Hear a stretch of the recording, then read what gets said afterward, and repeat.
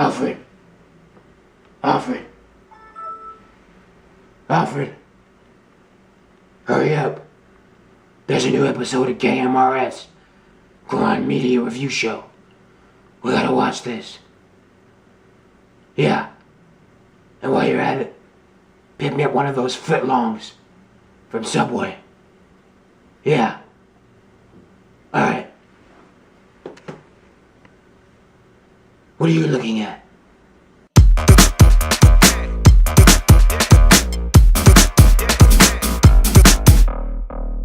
Greetings, YouTubers. Thanks for tuning in to KMRS, Quran Media Review Show, where we discuss movies, music, comics, and television. Alright, on this show, we're going to talk a lot about Spider-Man, because Spider-Man is my favorite superhero. So without further ado, let's talk a little bit about Spider-Man.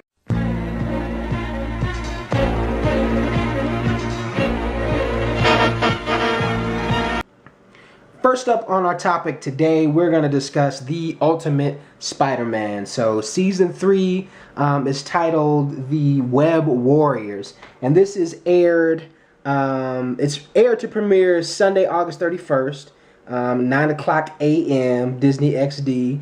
I don't know if anyone is familiar with the show, but if you're a Spider-Man comic book fan, you should be familiar with it. So it's really, really awesome. I love the first 2 seasons. Season 3 of Ultimate Spider-Man really seems like it's going to be intriguing and interesting. You know, the Web Warriors, I really love the take that they have for this, where we have, you know, Peter Parker, obviously he's coming back as a Avengers member. He's a part of the team now. But then also, we have these different aspects to the character, or versions, should we say. There's a female Spider-Man and, well, Spider-Woman, and we have Miles Morales, which, you know, we've never seen, you know, Miles interpreted, you know, on screen, cartoon, you know, type feel. So that's going to be awesome to really see that for the first time. And then also Spider-Man 2099, Spider-Ham, the old school past Spider-Man.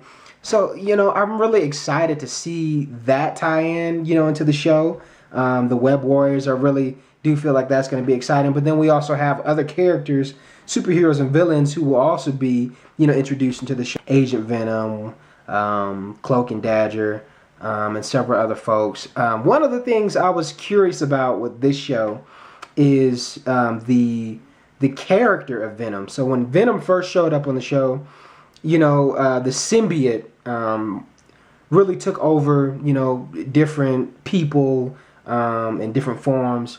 But it was never originally Eddie Brock, which was curious to me, and I still haven't seen Eddie Brock within the show as Venom, as the Venom.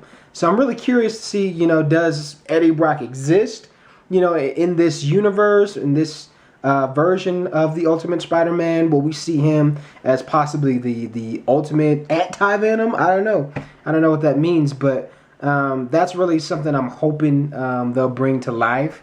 And kind of make clear more so is Eddie Brock's role as far as being Venom. So I've been reading The Ultimate Spider-Man, Miles Morales, and the original Amazing Spider-Man. Those are the comics that I try to keep up with. I love both of them and the direction that both of these comics are taking. You know, where in the Ultimate Comics, Miles Morales, he's really kind of getting established into his identity as Spider-Man. And you know, I've been reading in the Cataclysm series, which was crazy. The artwork was amazing. And one of the things I really love is, you know, the aftermath after Peter Parker's death, you know, and all these challenges and circumstances Miles has to face. It's really, really interesting in terms of the story. And then with Amazing Spider-Man, Peter Parker returning, you know, psychologically or mentally, physically, whatever you want to say, from, you know, when Dr. Otto Octavius took over his body. Really good take on, you know, this new world that he now has to adapt to. So really loving the comics I'm reading. Been really great. On the topic of comics, now I did 2 videos. One was pre-con for Denver Comic Con, and then another one was, you know, at Denver Comic Con, and just my thoughts about it. So here is a little bit after the attendance of Comic Con. I would say it was overall amazing. It was my first time ever, attending and being a part of Comic-Con, and just having that experience. So it was so much to take in. I only went on one day. I went on Sunday. And I think that's one of the things I regret now that, I've been there. I think next time, for me, I would probably like to go Friday and Saturday, or this is my advice to anyone who hasn't gone and you're really like, wanting to check out Comic-Con, something to check off your list. I would say go on the main day where there's a lot of stuff happening, and Saturday, it was like the craziest day. It was more expensive as far as the tickets. So the tickets were about $35. On Saturday it was like 40, so probably like 45 max. And so you had the 75-year anniversary for Batman. Adam West was there doing signings and all this crazy stuff. And nonetheless, like when I went on Sunday, there were still, actors and people who had tables up that you were able to meet, and so on and so forth. But nonetheless, I still feel like to get the best out of Comic-Con is probably to go on the day that the most is happening. That would be my advice. Once upon a time, I've just started to catch up with it. I've watched the first 2 seasons and am now in the 3rd season on Hulu Plus, and I'm enjoying it. The first season, we really got to see these characters in Storybrooke, and that was a lot of where the meat of it took place, along with past tense stories.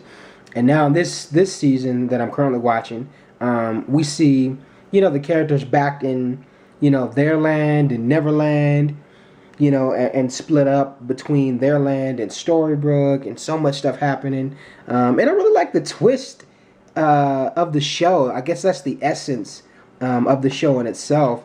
Like, even with Peter Pan, like, he's a huge jerk, in the show. But I really like that. I like that aspect to the character, and to really see the bad guys. Like, for instance, the evil queen, she's really developing, or because of circumstances and her son Henry, the good of these characters, as well as Rumpelstiltskin, or Rumpelstiltskin, should I say, is being brought forth into the surface, through the form of other characters and circumstances. We're able to see good that comes out of the evil guys and all these different things. So it's a really unique show. I like it, and I feel like for a while, one of the things I didn't like is, it started to get really predictable. Like, I was like, I feel like this is going to happen, and she's going to do this, and blah, blah, blah.